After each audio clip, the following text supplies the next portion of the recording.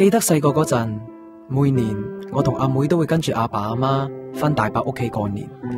大伯屋企係祖屋，所有嘅親戚都會團聚喺一齊，場面好熱鬧。生嚟咗，嗌人啦！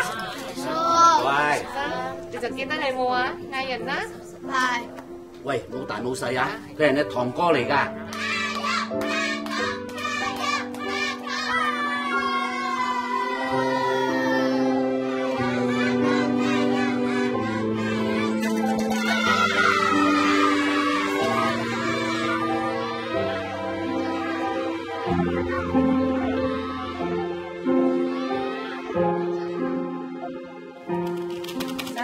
真係唔返啊？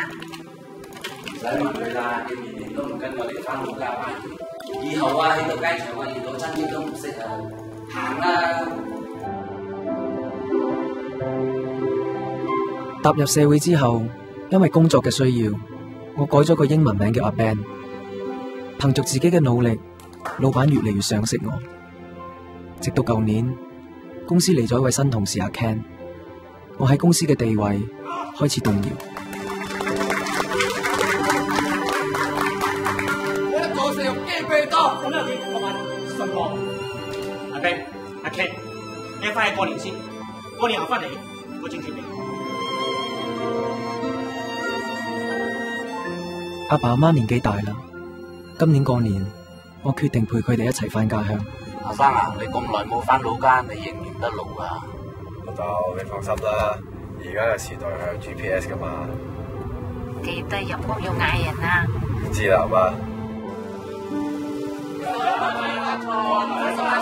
咁多年冇翻嚟，間老屋都冇乜變到，但係嗰啲親人，我就唔係幾記得。二叔、二嬸，恭喜發財！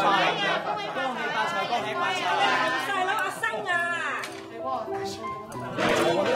阿 Ben，你就阿生啊？你係最中意請偷嘅人。又過年啦，你仲認唔認得自己嘅親人呢？